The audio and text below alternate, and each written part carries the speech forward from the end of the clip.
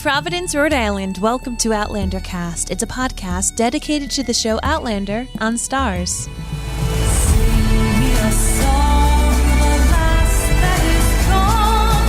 Say could that lass be I? Mary of soon she sailed on a day over the sea to the sky.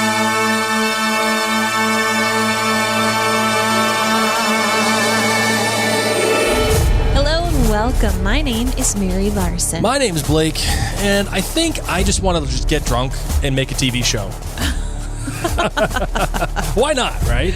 Honestly, that's pretty much what happened. That's basically No, that's exactly what happened. They were just like they had a couple of drinks and they were like, yeah, man, let's just make this show.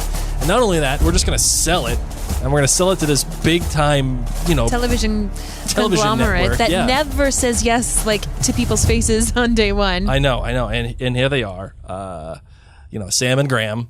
And a dram on a trip. They had many a dram in a van. And not only that did they make a television show, but they clearly made Clanlands, and we, Mary, are at the end of Clanlands. So technically, we've been going through Clanlands chapter by chapter, and it's taken us a while, so thank you, all of you, for your patience, as the showmen and Kilts did come along, and we had to make way for that. So we appreciate your taking the time to go through this book with us chapter by chapter, even though we had to take a break while the show was on season.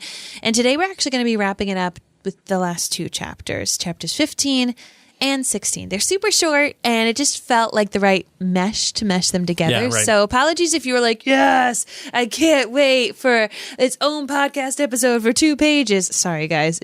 It is what it is. It ain't Chapters gonna 15 happen. and 16. But before we get into the rest of the show, we, of course, would love to remind you to hit subscribe. If you have come across this on some other social media form, you can actually find Outlander Cast in your favorite podcast app.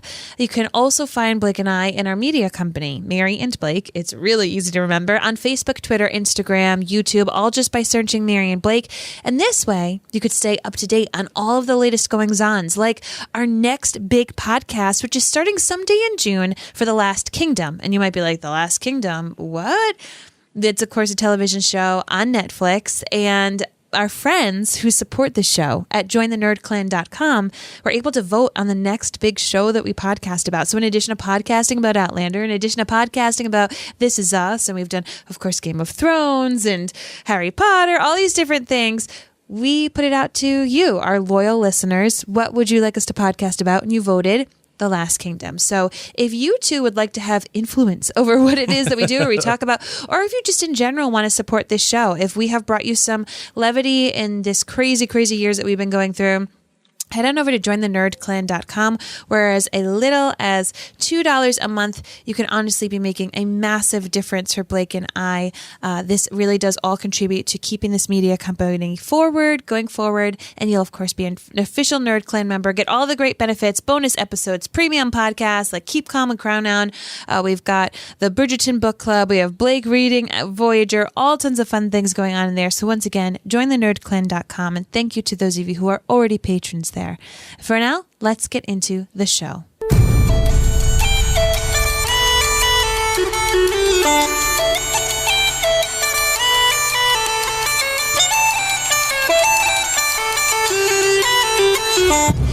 All right, kicking things off. Try and be nice to people. Avoid eating fat. Read a good book every now and then, get some walking in, and try and live together in peace and harmony with people of all creeds and nations. Monty Python's The Meaning of Life. Oh, sage words. Monty Python. Anytime you can reference Monty Python in any walk of life, right? You know what? I'm in. I'm always in on Monty Python. Yeah, Mary. Chapters 15 and 16. The first one being The Journey Ahead. The second one being Men in Kilts, the TV show. This feels more like a kiss goodbye from Sam and Graham to us, the readers. And I guess there isn't all that much to go over. But I will say let's do our GBGs real quick. I'll start with mine. Okay, please do. And again, this is for both chapters. The good for me is there is just this little teeny tiny opening left for us for a second journey between Sam and Graham. My sense from these two chapters is that they would be willing to do it, especially if they sell another season of it to Starz, which I would imagine Starz would probably be all over. Yeah. Especially as they're continuing to help produce Outlander. They still want relevant content. And, Yes. It takes a year for Outlander to get produced and, at the very least. So they're going to need content for the premium woman to consume. And I How think, dare you say that? I think Men in Kilts is a relatively easy show for them to produce, purchase, and then allow on their airwaves. Now, I say the premium woman comment As we do get a mention of our bestie. on purpose because our boy, Jeffrey Hirsch, that's my bad. Anytime you can say the words Jeffrey Hirsch, it's going to be my bad. Classic. Because Classic. that guy is a jabroni to end all jabronis. Outlander and the premium woman. Oh my God. Like, what are we doing, man? Like, If you don't know what we're talking about, go back to previous Outlander cast episodes. I think we have a Jeffrey Hirsch roast. yes. And you know what Jeffrey Hirsch is? Your cousin from Boston. Actually, he's not your cousin from Boston because that guy, I'm out on Jeffrey Hirsch. We play a big game on This Is Us too, our show about This Is Us, in or out, and I am way out on Jeffrey Hirsch. So he's my bad, and I understand that he's the new head of Starz or whatever, and that's fine, but that guy just rubs me the wrong way. Ever since he ran away from us, just like a scared little puppy. It's okay. At Comic-Con, wouldn't allow us to chat with them. If you're gonna say something stupid, at least own it. And he hasn't done it yet. And of course, he made the premium woman comment about the fans of Outlander and who they're trying to serve at Starz. And I will never let that go. My great, of course, it's the honest, or at least the way that it appears to be, honest friendship between Sam and Graham, and how they both learned lessons from each other during this trip. Sam, taking the time to slow down and not be so aggressive the way that he is, but also at the same time helping Graham be a little bit more aggressive and get out there and do the things that he's doing. And I love how Graham also kind of talks about Sam like he's not his son, but just someone he feels like a mentor almost. And he's like, I'm so proud of Sam. Like the guy gets out there and is an entrepreneur and does what he has to do and goes and gets it. I like that. Having that moment of catharsis for both of them, and as for me as a reader in this book, I got a much greater sense of catharsis from the book than I did the show. Ooh, I would agree for this last little bit. Yeah. Yeah. So my good, I think I would go along the same lines as you, Blake, where just seeing, it was interesting because, we're doing now the chapters, The Journey Ahead, but also Men in Kilts, a TV show, which it's like the end, but then the beginning. Right. It's wrapping this all up and just reflections on everything. And then yet how kind of it all began and how they were meeting up and hung over and walked on into Starz and how it all happened. So I just liked the way that this played out. These two micro chapters really were beautiful to be placed together just to give you this lasting hug. Like you said, a better ending. Yep. My bad was also Jeffrey Hirsch. It's so funny because it was like he sucks. It's just maybe he's like a nice guy in real life. Nope, he's not. You know what he is? It's just so funny. He's this. Not great, Bob. It's just because we have such a bad taste in our mouth from being called premium women. Guy sucks. The ideal demographic for Outlander, the premium woman. Tool bag. Anyway, we'll move on since we've talked enough about him. And then my great is actually in the chapter The Journey Ahead, talking about how these two men needed to slow down to write this book, talking about spending more time with family, and just how strange and awkward this is, how it has been for all of us. Sure. You know, and the reflections that it's been able to allow them to have with their own personal connections. But as I said, even just writing this book, I think it's Sam who even says, you know, had it not been for the pandemic, I don't know how well we would have written this book, because we had nothing to do. We had to stay home and we had the time for it. You know, particularly Sam being such a busy person, and also just realizing how much of it he had to let go of, you know, for the responsibilities. Like, he's someone like, this is my idea and I want to go with it. I want to run with it. But to know, no, I need to totally share this with Graham and, you know, make this really a journey together. So, and rely on people to help you make the thing that you want. While we're in a pandemic, and we had this one idea and things just flip-flopped. So it was, I mean, obviously, as I said, 2 micro chapters, but they were deliciously beautiful. So there's not a whole ton. Again, like we get our Duncan Lacroix fix, so you can't have the book end without a mention of Duncan Lacroix, even though none of him was in the show.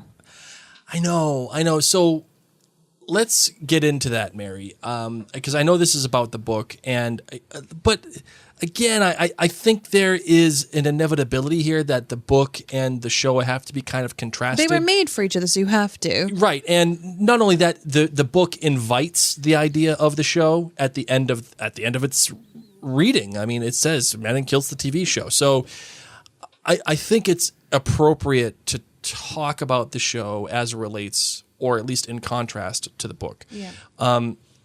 So let's begin there, I suppose. What did you get a more satisfying experience with, the book or the book Clanlands, or the show Men in Kilts? A more satisfying experience.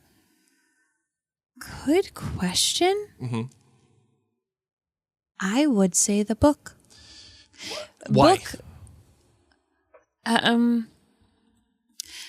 Okay, so there's one aspect you'll never get in the book. You will never get the visual aspect. Right. And Scotland, we've said it a million times on Outlander Cast, Scotland itself is a massive character in Outlander. Obviously, it's a massive character in the show Men in Kilts. You know, it's that you cannot capture. But I will say the journey and the extra little, the things that come off in the book as cute little fun jabs or stories at each other, the amount of times that Graham riffs with the ginger motif in regards to Sam, you don't get that in the show. And the few times that you do get it, it comes off forced and cheesy. You know, the rolling in the barley. They were things that I truly loved that you couldn't capture in this book. So if I didn't have to choose, I would say I loved them both. But if I had to choose, I would say Clanlands. I, of course, did it generally reading and with the audiobook, and that has been a lovely experience. Because I think if I just read it without hearing Sam and Graham, if I didn't have the audio version, I would say the show. Like if it was just book. Yeah, that's a great distinction, Mary. If you were just reading the book itself, I would say that the audio version is a big asset to this book. Yes. There's a lot more charm in the audio version. I think I'm going to agree with you that the book is a more satisfying experience. I'm surprised. Yeah, only because it delves more into the things that I love. It delves more into the, not nitty-gritty history, but, you know, like it delves more into the specifics of what they were talking about in the show. The show is, in my opinion, cute. And it's funny, and it's Scotland porn. You know, that's and it's a love letter. It's a love letter to Scotland. And not to say that this book isn't a love letter, but it's a little bit more detailed. It's a little bit. It has a sharper pencil. You know what I mean? Yes, yeah. We get more in depth about the history. We get more in depth about their own personal stories. I mean, it has room to breathe and be embellished. The one thing I will say, Mary, and I kind of differ from you on this one, is I like the ongoing theme of Graham just ranking on Sam. I think that is really, really funny, and it's a good running joke. But the interplay between the two as it's written feels to me very stilted, and it feels like they're trying way too hard to be funny when you're just be naturally funny. Don't plan it out. I think it's hard when you're in a pandemic writing two sides of the same book with an editor. Sure. And then they say, oh, by the way, you need to record this in your different countries. Mm-hmm. And you know what I mean? Right, sure. And I'm not saying that it wasn't difficult. I'm saying if they had the banter between the two comes off much more natural in the show. I think had they been able to record together physically, I mean, I don't know. But for the way that it sounds like they're in different rooms, agree. different bits. They're probably, as I said, in different countries. I'm wondering if for the banter bits, when they went back and forth about stories, if they could have just caught that audio, even if they read it. You know what I mean? Just the different feel of like, no, you didn't. Yes, I did. Oh, well, I'm going to make fun of you and do your voice. I think it would have been very different. Or even had they done it over Zoom, so they could be seeing each other's reactions as they're reliving these things, or how they mimic each other's voice. Sure. They kind of pretend to be each other. I didn't find it overly corny. I enjoyed it. I did really, too. really enjoyed it. So when I weighed the two against each other, I would say the book for me was more enjoyable only because you just get more and there are more characters. And like you said, Mary, Duncan Lacroix. Duncan Lacroix is a huge part, well, not a huge, but he's a big part of this book that makes it that much more appealing. Yeah. And he doesn't show up in the show at all. However, I'm not going to reread this book. No. Whereas I have and will rewatch Men in Kilts as just like fun background frivolity TV. Yeah, absolutely. Especially with our brand new TV. Oh, yes. All that Scotland porn on 75 Yeah. inches. Woo, girlfriend. So, it's something like, as we've been reading this book, I've actually been telling myself, I'm going to give this to my dad. And now, granted, as Blake has mentioned before in the podcast, I write in my books, which I know is no, I actually a sin to many. No, I disagree with that. I think as a historian, I think it's totally fine to write in books, write in the margins, write little notes.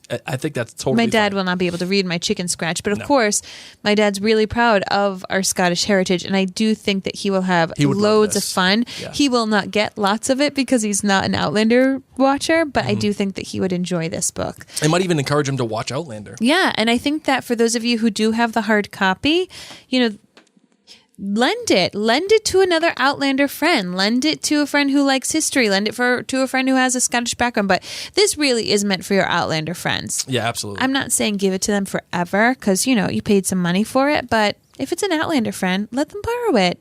We're still in a pandemic. People need new books. I know. My sense from chapter 15 also too, Graham comes off to me a little bit like old man yelling at a cloud.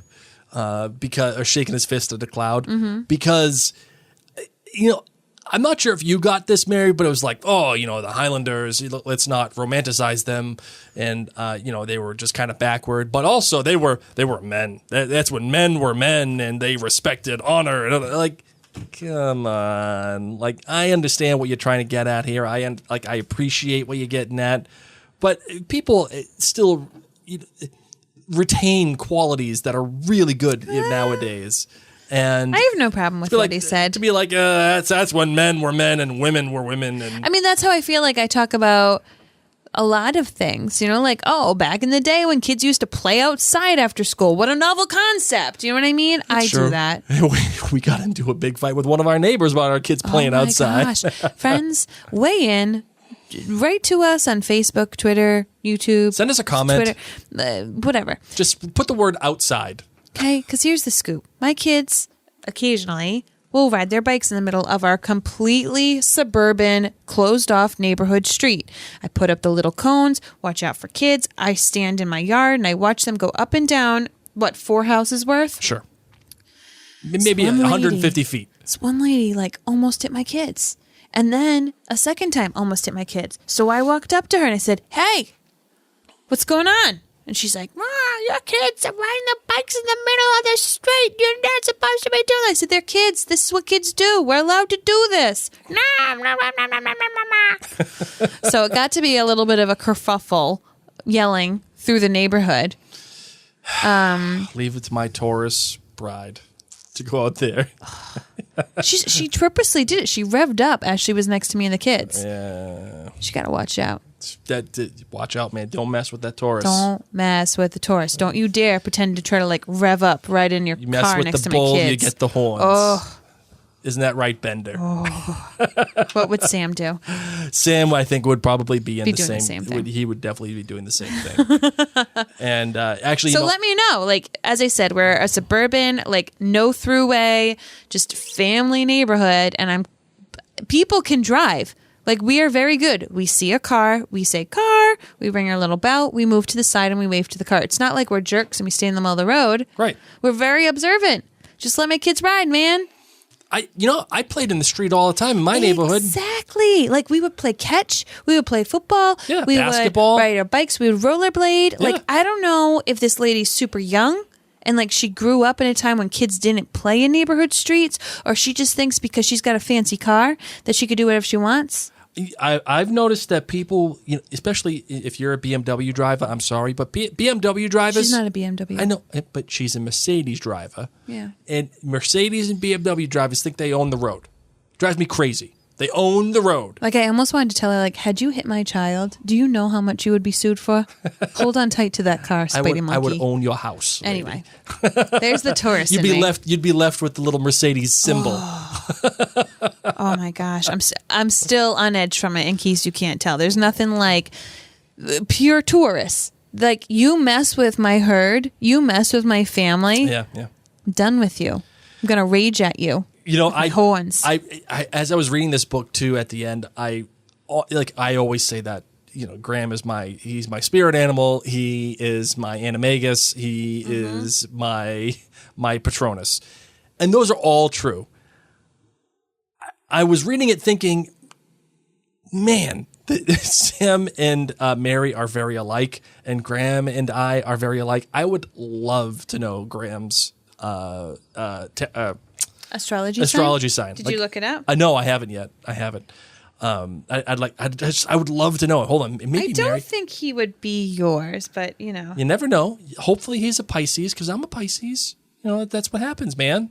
That's what happens. if he's a Pisces, my jaw will drop. Oh my God, I will die. Very close. Is he an Aquarius? He's January 4th. Oh, so he's an Aries. No, Aries is after you. Oh, Maybe this is, I don't know. Keep riffing. hold on. I'll look it up here. What is he? January 1st? Yeah. January 4th. Capricorn. He's a Capricorn. Okay.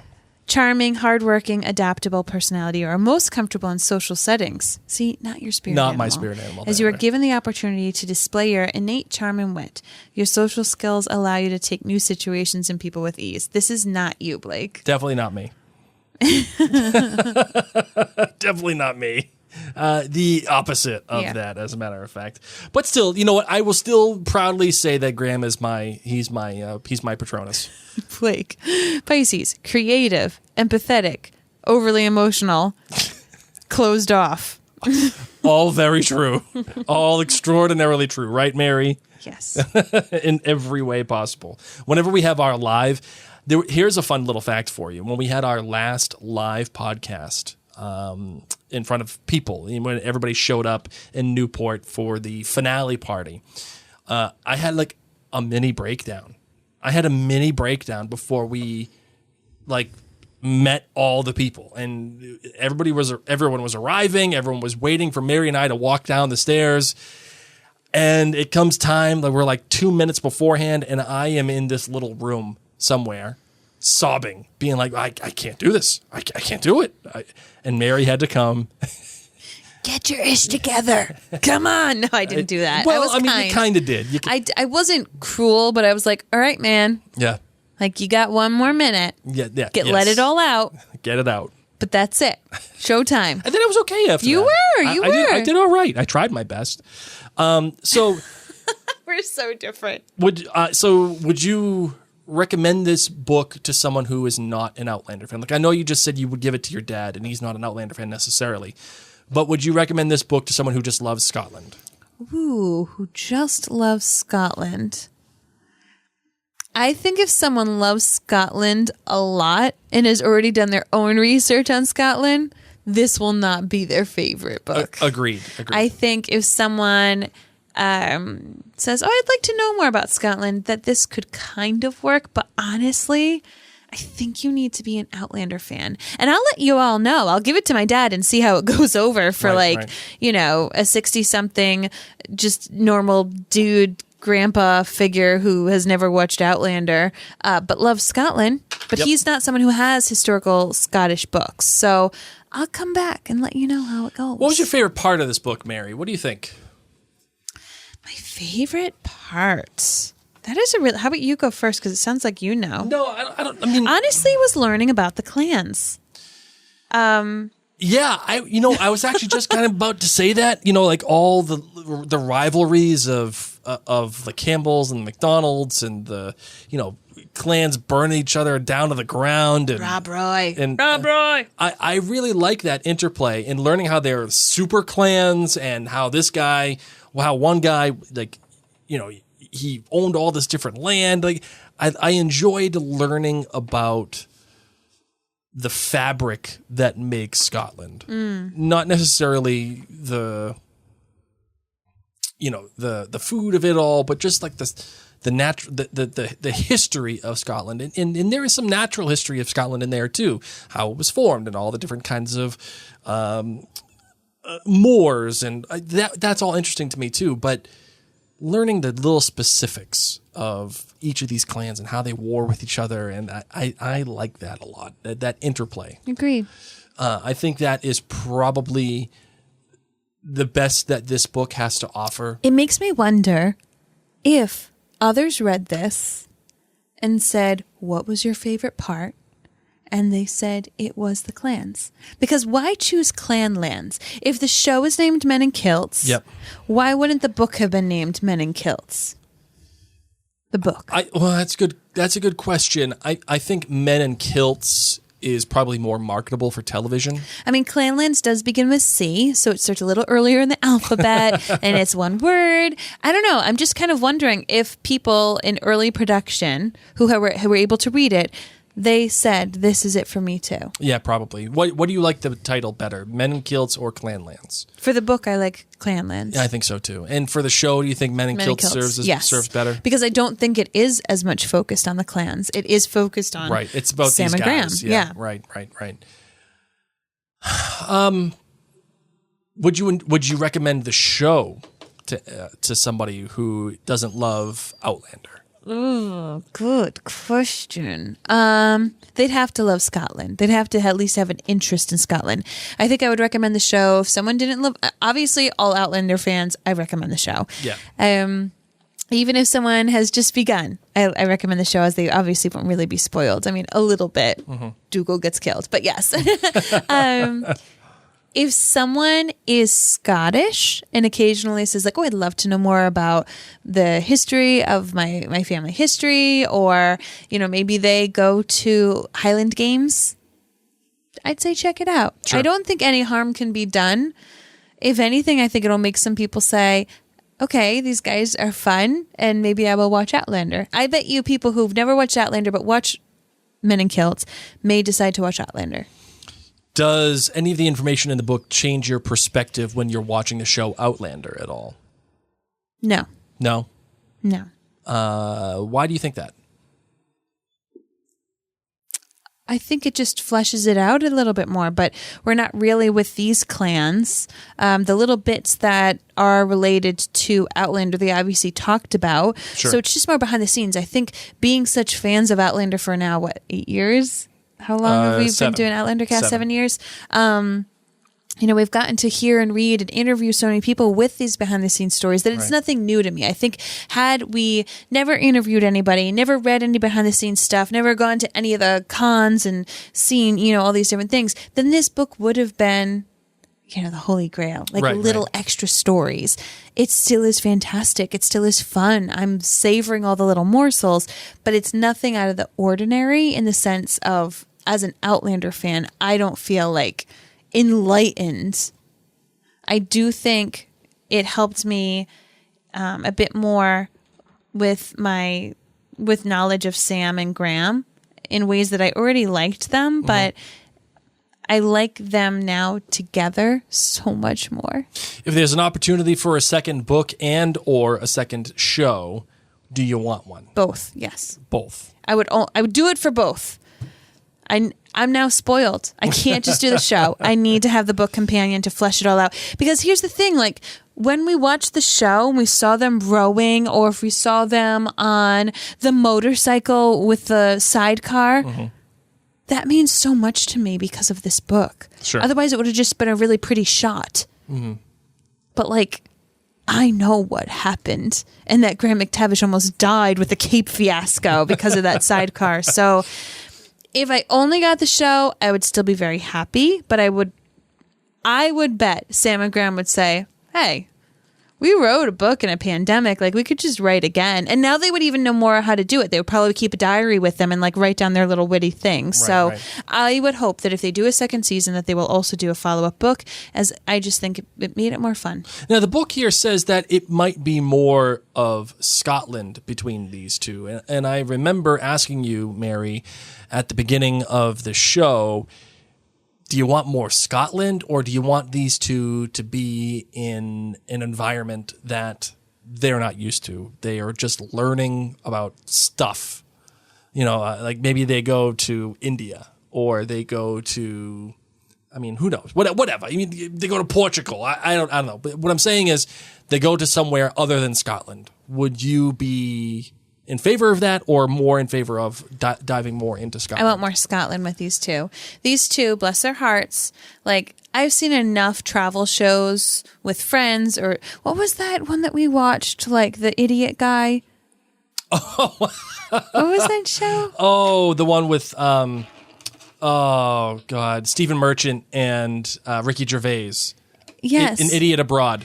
Oh my goodness, friends. If you need a show to make you laugh and you just want to see some jabroni just go out and explore these different places in the world, An Idiot Abroad. Yeah. Ricky Gervais and Stephen Merchant just send this guy, their friend, who's literally just like a general guy who's kind of oblivious to life and how to interact with people. He's just a simple dude.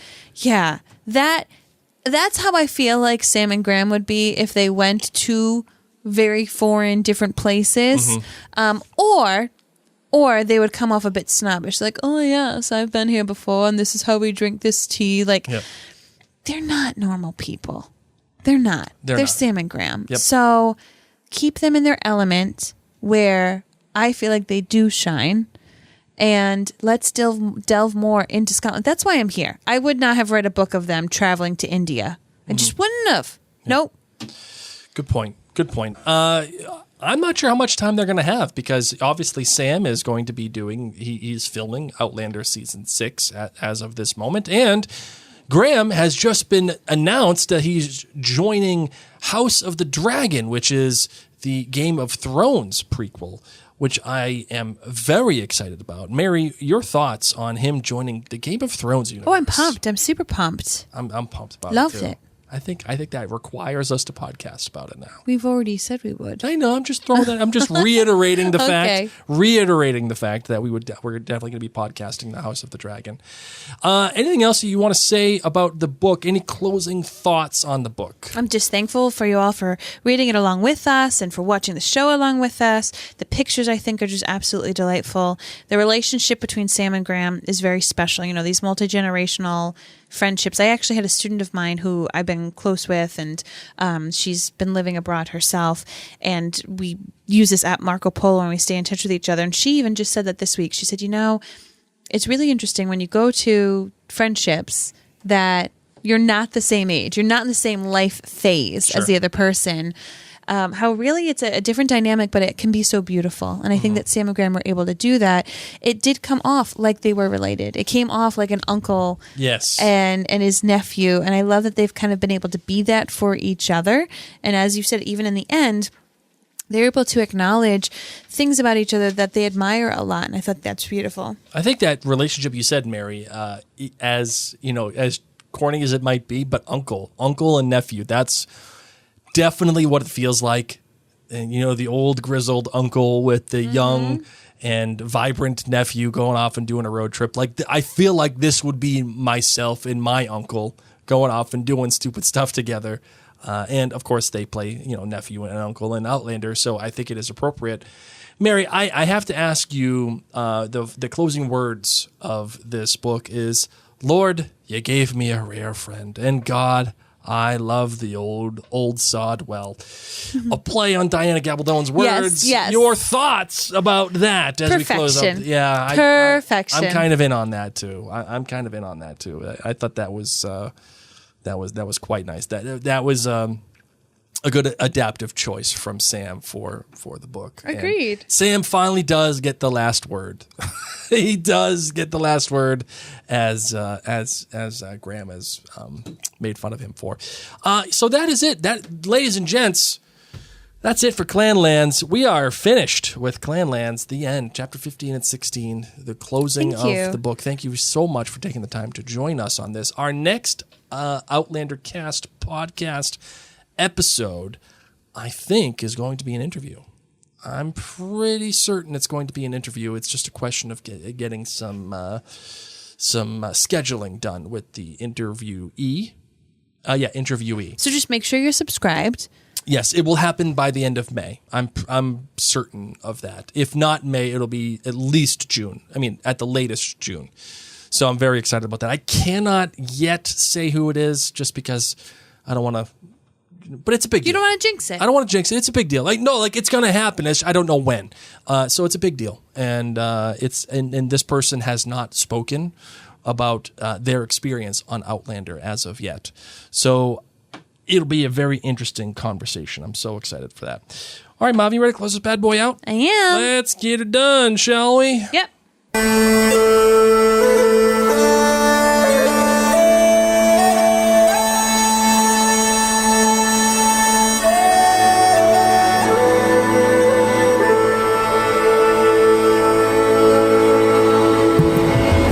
Said earlier in the podcast, if this is new to you or you're finding us some way, somehow on social media or through a video, we would love for you to find us on your podcatcher app of choice and to hit subscribe.